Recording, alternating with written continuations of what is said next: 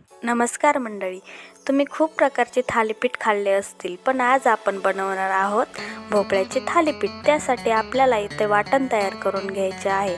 वाटण तयार करण्यासाठी हिरवी मिरची, लसूण, ओवा, जिरी, थोडंसं मीठ घालून हे मिक्सरला फिरवून घ्यायचं आहे.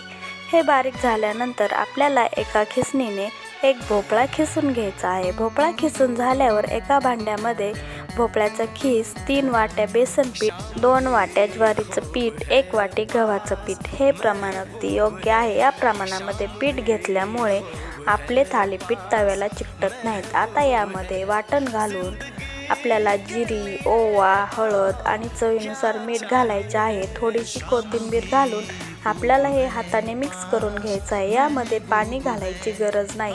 भोपळ्याला जे पाणी सुटतं त्यामध्येच आपलं हे पीठ मळून तयार होतं. आता आपल्याला एका भांड्यामध्ये रुमाल भिजवून घ्यायचा आहे आणि त्यावर थालीपीठ थापून घ्यायचं आहे. थालीपीठ थापून झाले त्यावर छोटे छोटे बोळ पाडून घ्यायचे आहेत. आता आपल्याला हे थालीपीठ तव्यावर टाकायचे आहे. तव्यावर टाकताना हळूच टाकायचे आणि रुमाल काढून घ्यायचा.